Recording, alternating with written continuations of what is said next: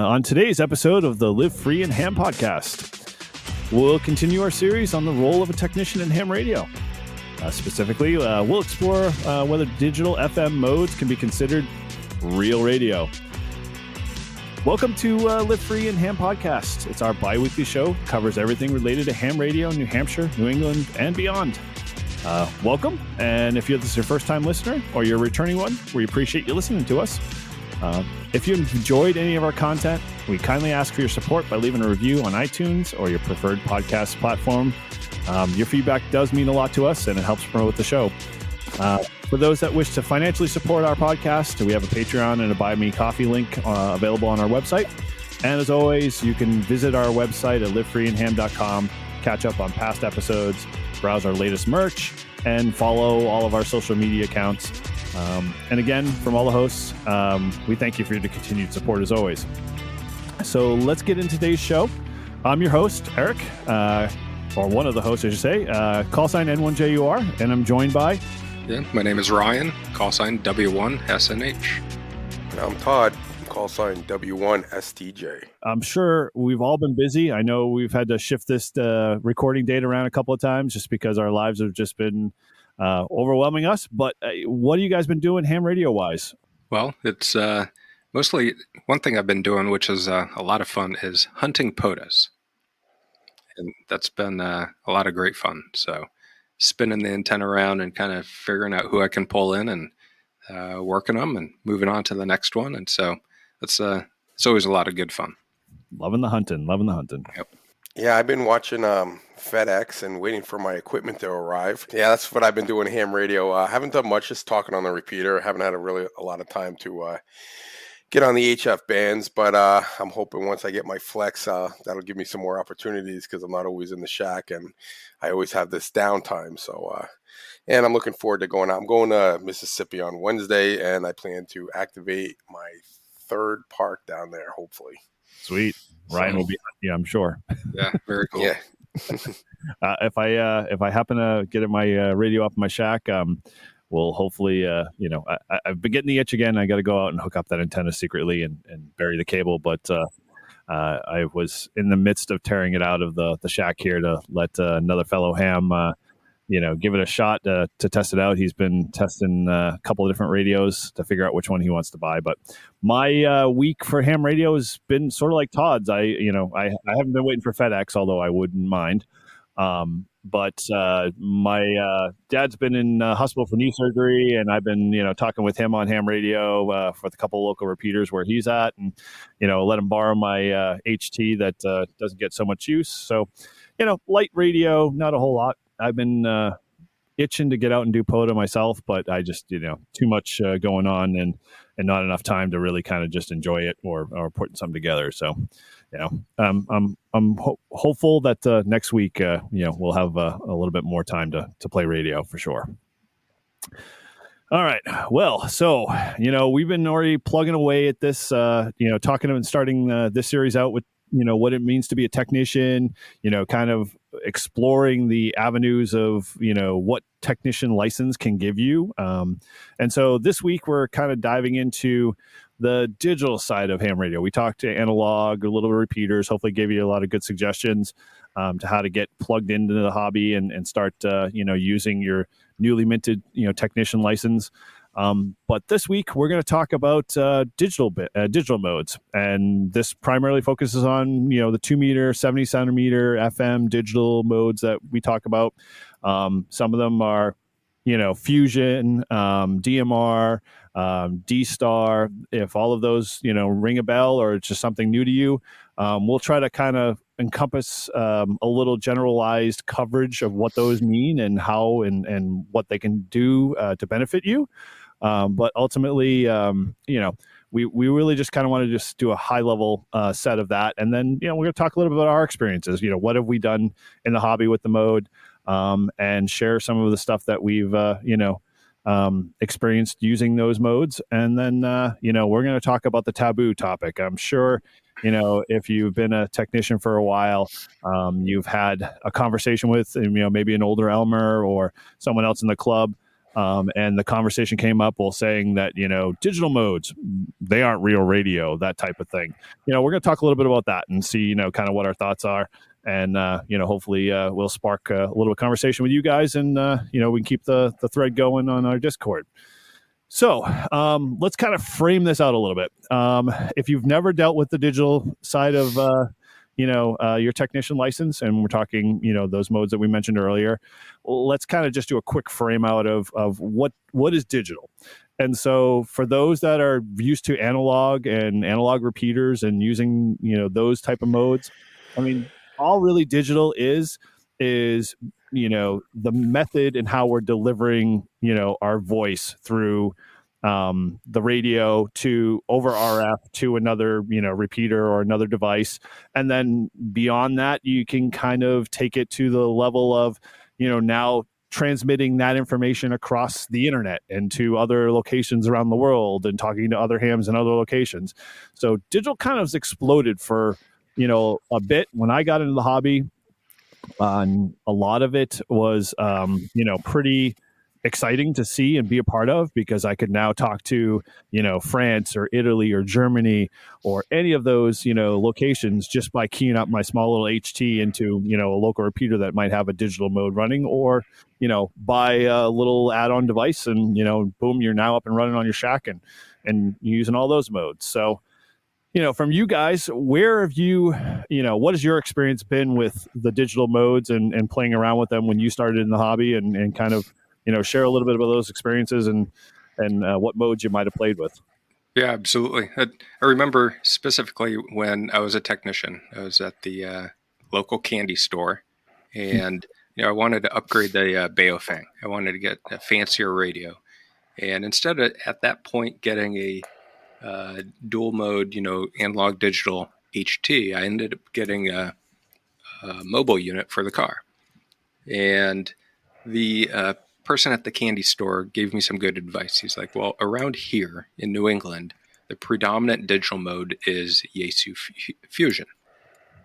Versus if you were, say, in the mid-Atlantic or down in Florida or, New Mexico or, the LA basin, there might be a group of repeaters or clubs that run something else, D-Link, DMR, whatever the case.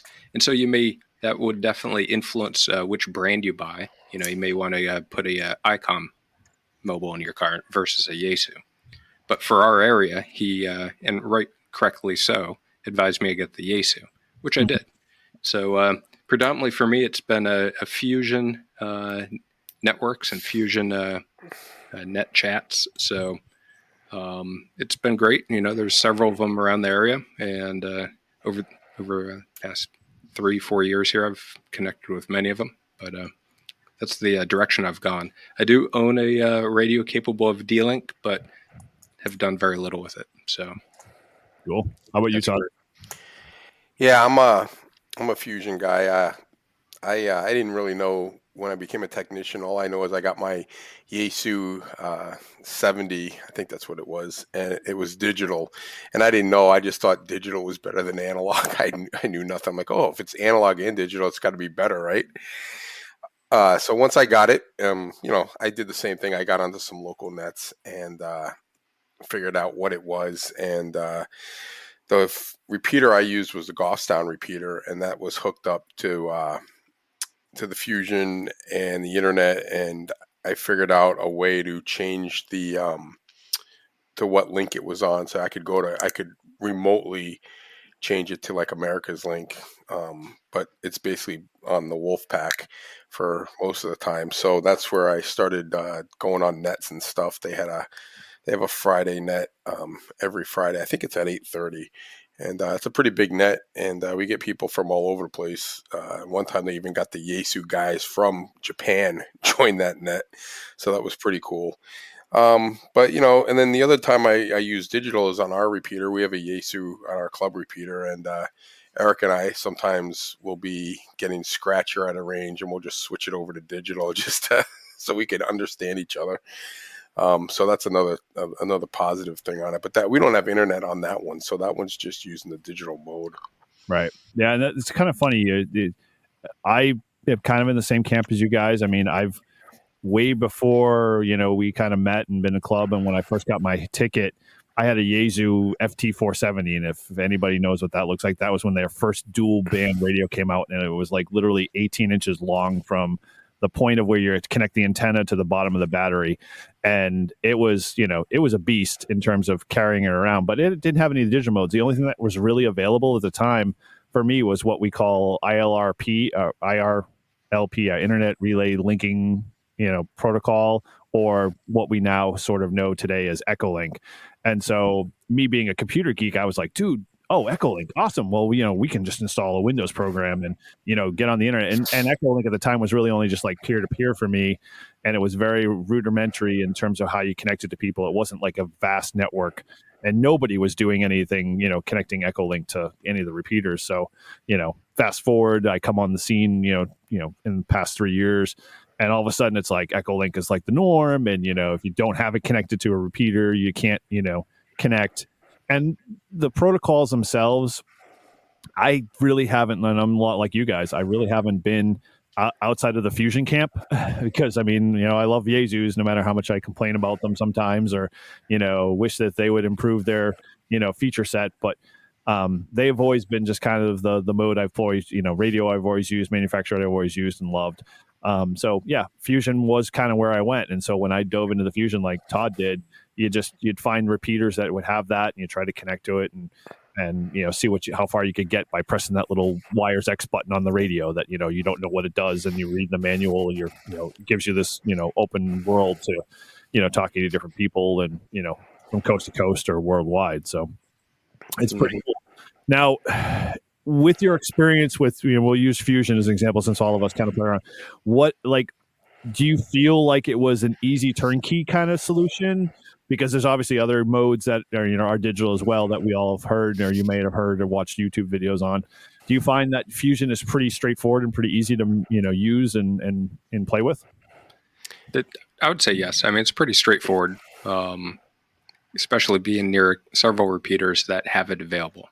So good signal into the repeater, good connection, and there's a lot of activity to test it out and see how it works. And that's how I learned best, is by playing around with it, breaking it, fixing it, figuring out. Tear it all apart, put it down TV back together again. Hopefully. Yeah, so, and that's the same thing with me. I turned on my radio and I had to look up and see which was digital ones, and I put the analog ones in, and then I looked for the digital. And then some of these repeaters will do both, like ours, and Golfstown does the same thing. So I figured out how to put it on automatic. So if it's a regular digital station, it'll switch to analog and vice versa. So that way, if someone's calling on our repeater in digital mode, I'll have my radio will turn over to digital automatically, and I'll be able to hear them. And if they go back to analog, or someone goes back to analog, it'll just pick it up on analog. So it works either way. And I also find that in digital, you sound a lot different. You don't sound, you kind of have the same kind of, you can almost tell, but it's definitely different than just straight analog. Now, that's actually a good segue on that. It's like, obviously all the digital modes in some form or fashion based off of all of the back end stuff that we won't go into in this session. Most of them all sound sort of compressed. Is that kind of the general consensus? Yeah, you can definitely tell when you're, listening to digital. Definitely compressed. And prefer to like it and don't like it? But I don't mind it. Yeah. It's it's a similar. It's a familiar tone, I would say. Okay. So you definitely can obviously discern what it sounds like versus a regular analog, transmission and whatnot. Absolutely. Now, the funny thing with Fusion, Todd, you kind of sort of alluded to where you were getting into some of their rooms and stuff like that. Have you gone beyond just like doing just America Link in general, or dabbling in some of the nets with Wolfpack? Or no, not really. I did America Link just because I just wanted to talk to people, and no one was on the radio, so I started messing around with it, and I figured out, and then I started talking to people. I actually talked to Carlos, High Velocity, the parachute KD9 forget what. OLN. Yep. Yeah. Terminal velocity is YouTube. What'd you say? Terminal velocity is terminal velocity. Yeah, it's awesome. He parachutes and makes contacts. So I actually was on, and I was in the car, and I changed it over in the car on the Goffstown repeater, and it was America's Link, and he was on, and him and I had a nice QSO, and he's hoping to. He's got like a bucket list of airfields he wants to jump out of, airplanes out of, and make contact. So I said, well, in Pepperell, Mass, which is right on the border, that's one of his on his list. So he's at some point going to be down here jumping out and calling CQ from 10,000 feet. That's awesome. Can we do a podcast from 10,000 feet? Is that possible? Yeah, I don't know. Yeah, maybe. But yeah, I don't, and I did a little, I helped Tom, who has the repeater at our house, AC1J. Him and I did a lot of testing on digital on our own repeater. He would switch back and forth, and he wanted to hear how I sound and how far I could go out. I know when I go out towards Brookline and stuff, I start losing the repeater, and as soon as he switched to digital, it gets me another extra 15 miles, I think. Wow.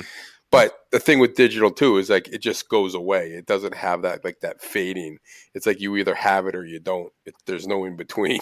Yeah, it's interesting. So how about you, Ryan? I mean, you get the chance to dabble in any of their, like, we'll call the underbelly of, fusion. It's not really underbelly, but in essence, it's, that kind of world that not a lot of us get involved in.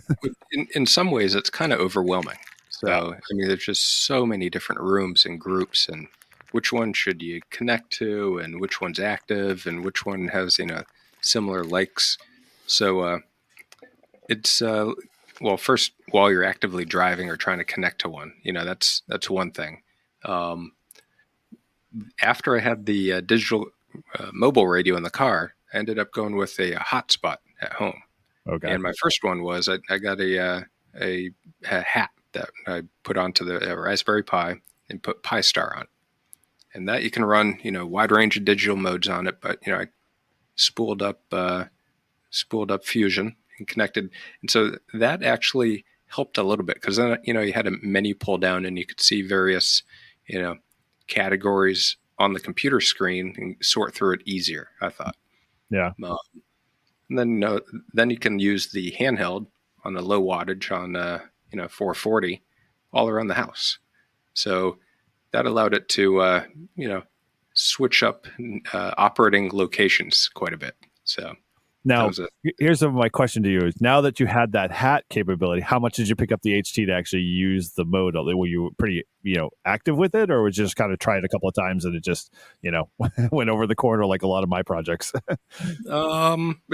It's hot and cold. I'd say definitely in the wintertime when I'm sitting in the shack more often. Yeah, I'll pick up the HTs more. Okay, interesting. Like my experience kind of with it has been, we'll use your term, Ryan, hot or cold. Like I've taken my HT and gone on. I have a hotspot too as well, a Pi Star hotspot. And to be honest, I set it all up and I was like, okay, this is a piece of cake because my background's in that field, that area. So setting something like Pi Star up is a, kind of a day-to-day occurrence. So when I started connecting to a lot of the nodes and a lot of the rooms in Fusion or whatnot, that I found the same thing I see today on a lot of our analog repeaters. And you can correct me if I'm wrong, but when we get on an analog repeater these days, unless you're on a really active machine, because the community there wants to be active, 9 times out of 10 you'll hear someone, "This is N1JUR listening," and then that's it. And a lot of things like from America Link or any of like the big kind of rooms that I would connect to, there would always be someone throw out their call, someone respond to them. They'd say, "Hey, how's the weather?" And I'm running XYZ radio. And then, I got to get clear of the frequency because I don't want to tie this up. And that was always the line that I heard every time. And there wasn't really like the active conversation that you would expect. And I understand the need for, creating space for opportunity for other people to connect. But shortly after you hear that conversation, it's dead for like 3 hours. And you're like, you could have been, conversing and allowing other people to come in. Has that been your experience in sort of playing around with it, either Todd or Ryan? I'd say yes and no. One really nice feature about digital modes is whenever you key the mic, your call sign pops up on the screen. Right. That, I mean, as a visual learner, that's very good for just even the read back on calling them back on the frequency. So yeah, bonus points on the digital for that. But I would say a few of the groups that I have programmed in, I'm looking over at the small little screen.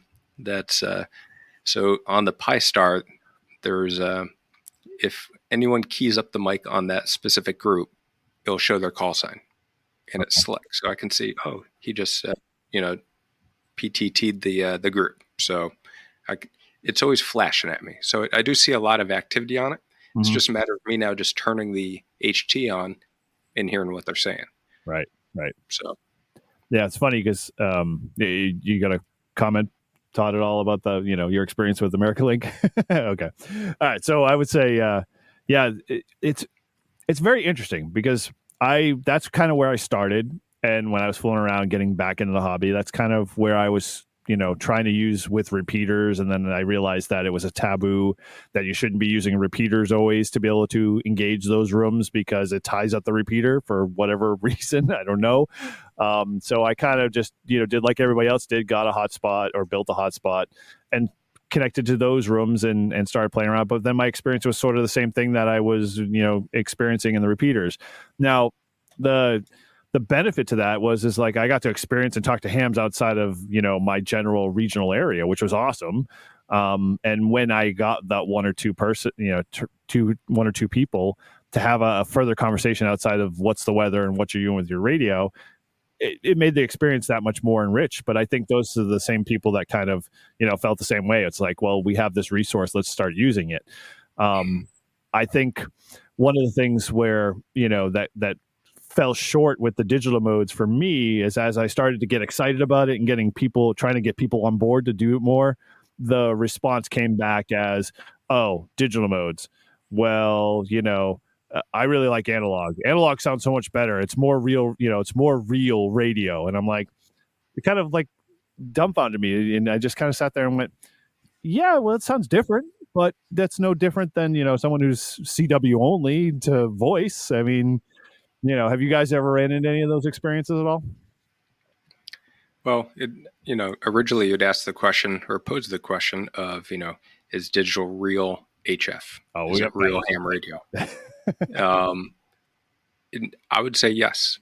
So the hobby started off with CW, and it's still a great mode, very interactive, and, it's the original way to communicate there. Then came sideband, and then started all the other various modes. It's not, you don't have to drop CW or drop sideband to use digital. It's just another option now. Right. And I think we're 100 plus years later, much better off because we have many options to choose from. And you can play with, on the weekends digital, and during the day, weekdays HF, or not HF, but sideband. Oh. So, it's, we definitely have the options now, and I think we're much better off with it. Cool. No, I agree. I think, I don't think anything that you can do in this hobby, if you're into doing these, going into these rooms and talking to people around the world, using the digital modes and through the internet, I mean, I'm say all for it. I mean, it's all about communicating, right? It's like you said, Ryan, I think you said it's all about people. So that's what it is. It's communicating with different people, and if people want to get together in a room and have a conversation, I don't see it being a problem at all. I mean, right now we do with digital and kind of work and Zoom and meetings and stuff. There's a lot of different ways of communicating. It's just one of our ways. I don't mind being on digital. I don't mind hopping in on America Link. There's always some good nets that are on. You can pick up.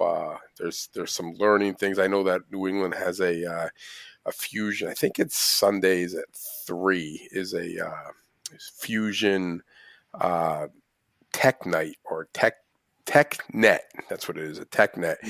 And they talk basically anything to do with fusion. Whether it be going into rooms, whether it be just a digital mode, whether it just be nets, or just technical stuff. And basically net control brings up a topic and people ask questions and you get a lot of things answered. And if you don't know anything, you can put a question in, and the next week they'll probably have an answer for you. So it's a lot of cool things you can do. And like I said, I'm not a super, like, I'm not like, oh, I have to have digital, but I'm glad I have it. I'm glad I use the Yaesu, because I agree with you, Ryan, that it seems to be the main, there's a lot of repeaters that actually have it. I actually found out the Norwood repeater. I don't know if you guys ever go on that one, but Nope. I can barely make it from my house. But when they go digital, they talk on digital all the time. It comes booming in. So they're one of them that I have on both modes, that it'll just switch over to digital. So there's some guys out there that will pick up some digital stuff. So very cool. The question for you guys: where online do you go to search for the nets or the information, various rooms, and gather the information so you can join them? Well, you could probably start there, Tyler, because I know you've done a lot more of the digital nets than I have. But well, yeah. So Yaesu's website has a whole list of all the rooms, and then you can also go. Sometimes you can just go on and just Google, Yaesu Fusion nets, and there'll be a whole list of them. I find them sometimes. What's the thing that we use? The net logger. Yep. So you'll go on there, and sometimes you'll see, like, it'll say Yaesu Fusion, and it'll say the room. So I've seen a couple on them, and so sometimes I'll go on NetLogger, just see what's happening, and if there's one of those, you can try to hop onto them. And then when you're on the nets, like on the Wolfpack, we get guys from we have a husband and a wife from Minnesota that come on all the time. They're regulars.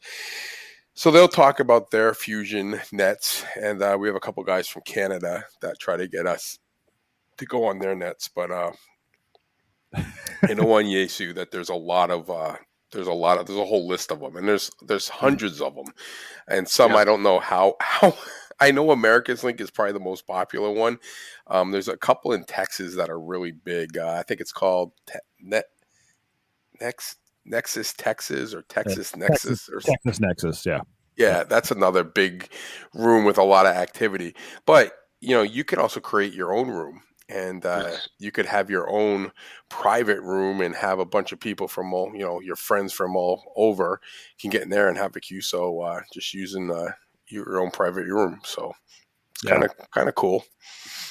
I think for me, the nets, I haven't really been a big net guy, and it's not so much that I don't like doing them and I don't like being a part of them, but the one that's kind of attracted me the most is that and we didn't really mention this mode, and I'm not going to try to get into too deep, but if you just Google All-Star or All-Star node, you can find out more about this mode. It's kind of a trade-off for me, and the benefit to it is it's more analog and uses the existing resources that we have today in the analog world, but it's got the combination of digital. And all that was being said was the fact that the capabilities with All-Star gave me my new life to a lot of my analog HTs. So the ones that I, just didn't have digital modes, didn't do anything, all of a sudden, now I was able to use this to connect to a, pseudo hotspot that I had, similar like my Pi-Star, and be able to now talk, over the analog ways and the old methods of, how we communicate with repeaters, and connect to what we call the biggest, I think it's actually the biggest probably, is the East Coast Reflector. And so if you've never seen it, go Google eastcoastreflector.com. They have thousands, and I mean thousands of people all connecting into this node, and they run a coffee net every morning, and it's called Morning Brew, and it's pretty fun, and it's like, they've run it really well. It's a really well oiled net, and it's fun because I can get in at any time, and their net control operators rotate every half an hour, so you never really have the same codgy old person running that style net, because you get something fresh every time. And it's always the typical traditional net. It's like, hey, we're going to pose a question, do you want to answer it, or you just want to check in? And they have opportunities for the whole process. So for me, it's always been, that's been an exciting part to join in, but it's more so that I'm joining in and contributing to the digital community. And I think the consensus is kind of what we're all getting at. Is like, don't be afraid to get out to those modes and try them and connect into the to whatever, whether it's All Star or America Link or the East Coast Reflector or a private room. Don't be afraid to use it because it's there and available to us, and so we should be doing it with the purpose that if we don't do it, we lose it. That's kind of been my attitude with it. Yeah, very cool. I do like the All-Star, especially being able to use a basic FM HT. You don't need the more expensive digital ones, right? And you can go FM RF straight to the stubby little 2-inch tall antenna on top of that Raspberry Pi and get on the internet. Yeah, it's pretty cool. Even some regular repeaters have All-Star back ends, and you don't have to change anything on your end except just maybe your antenna to get to the repeater if that's a big thing of yours. Yep. But so we kind of talked about a little bit or touched upon it a little bit. I think one of the things that comes up with the new modes or new ways of doing ham radio, and as you find in this hobby, is that it'll evolve and it will change and new things will come in. And a quick example is, if you haven't seen what's out there yet, but when free data is the new mode. If you haven't Googled it, go Google it, go YouTube it. It's a new mode that's out there. But all that was to be said, that is that ham radio is always being changed and evolved and added to and improved upon. And don't give up with it. But what I'm trying to allude to is that a lot of times you'll come into the hobby and you might have a bad experience, and that bad experience could be like, you're all excited about digital, you've already tried it, you've already done it, you're like, oh really, I want to find other people that do this and keep that spark alive. And then you run into somebody and they're like, oh, digital, well, that's not real radio, that's over the internet.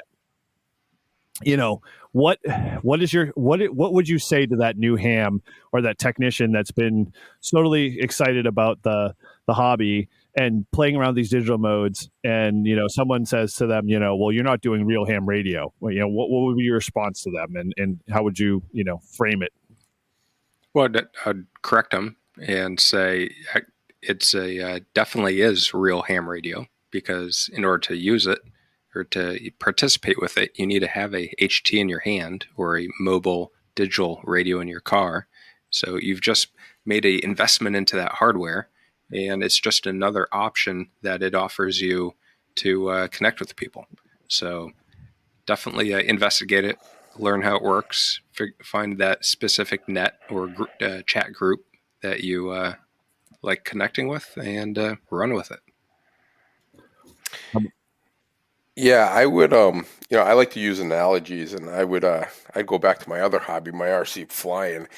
You can just put a plane with no technology in it and just go out and fly it. And you can also get a plane that will basically adjust for wind and balance and basically land itself, or these drones that will basically just stop when you let go of the things and just hover there. And I think it's all good, because I think it gets people into the hobby, it gets people communicating. But with the planes, if you don't like to do all that technology stuff, with the technology, you can turn it all off with a flick of a switch. Mm-hmm. And I have some planes that are very basic that you have to like manually fly, and then I have other ones that are better in windy days. They'll keep it flying straight. And I think it's with the ham radio. I mean, if you want to get on digital modes and you have a technician license, it gives you an opportunity to get out of your local area and talk to people farther away. And as you get your licenses upgrade and you get into HF, now you're talking, antenna to antenna, over long distances, and you might like that. And then there's FT8 in the, HF stuff, which is right.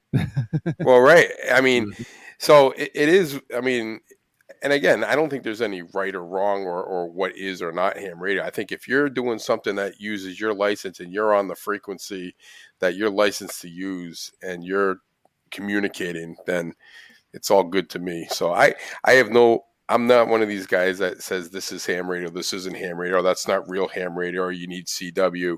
I mean, if I had to get CW to get my license, I probably wouldn't be a ham right now. Now, it is on my to-do list.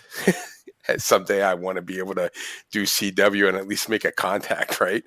I envy KC1QDK Tim for all the efforts and him really trying, and everywhere he goes, he's trying to make his contacts. So good for him, though. But you know what I mean? It's I think it's all whatever people want to do, and no ham or anyone in this hobby should discourage someone from trying something new or doing something. I just think it doesn't go well for the hobby, and it's just not what a new person needs to hear. If you're brand new, you want to hear as much as you can and absorb as much as you can, and then make your own decision on where you want to go. So that's my thoughts on it. So I'm all for digital. I'm not against it. I use it. It's not one of my favorite things to do, but it's something that I do, and I'll continue to use it. Absolutely. Now, I'm going to just throw this one little caveat in, because it always ends up in, I can already hear the people yelling at our podcast at this very moment. Well, what about Echolink? What about Echolink? It's not really radio at all. It's not, whatever. And I have a little quick story that I can throw in there, but what's your take on it? You guys still, even when I mentioned the word Echolink, you still feel the same, in terms of, what you just stated? So when I first got my technician's license, I watched one of these guys said, first thing you need to do is get an Echolink account. So I got an Echolink account. Wow. And I had no idea even what it was. So the first I found a guy, and I thought it was the radio, and it was like his personal Echolink account. And I called out, and he answered me, and he goes, this is just my personal, I wasn't really on the radio because I was following all the ham radio rules. But then you go on and you get on repeaters. So I met a guy out in Phoenix who had a repeater that I was able to link into through Echolink. And this guy was all excited that I was calling from the East Coast, his repeater. So him and I talked forever, every day, after work. I'd be like, all right, I'll be on tomorrow at 5. And awesome. I'd get on my phone. I think Echolink is good.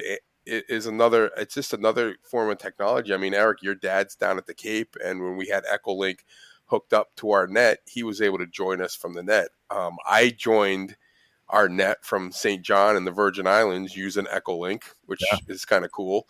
So, I mean, I again, it's I'm not against it. I think it's kind of cool. I don't think it's the only thing I would do, but I think having the ability to use it is very beneficial. Yeah, I agree. And I do think it's getting a little bit, to me, it has a little bit of a flavor of Windows XP. It's getting a little dated. But that's a hint from the developer. Try to redesign the interface there. Come on, catch up to the 21st century. So ever since I got some remote connectivity to my shack radios and going through an app on the phone, I don't use Echolink anymore. So it's I still have it, still have the account, but don't use it currently. Yeah.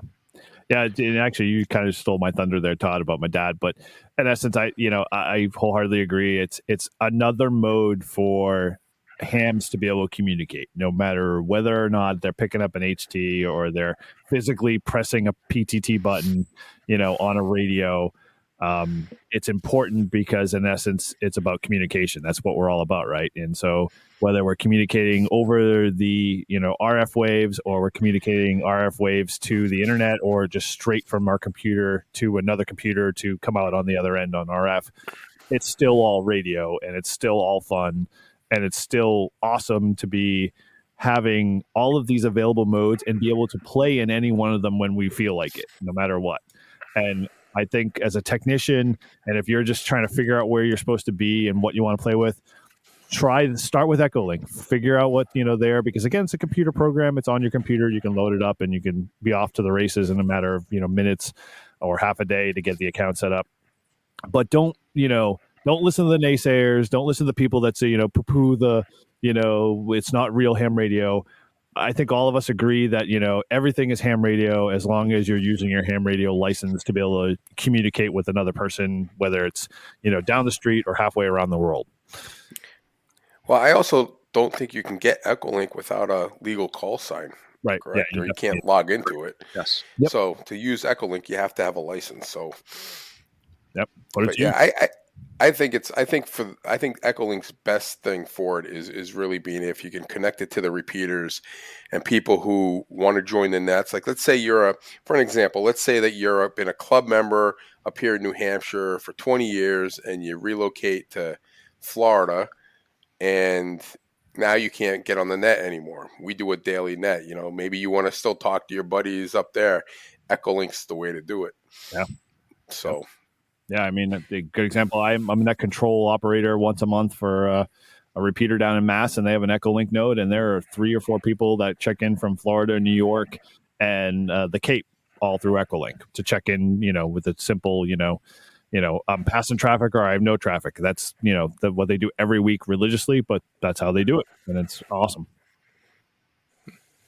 Very cool.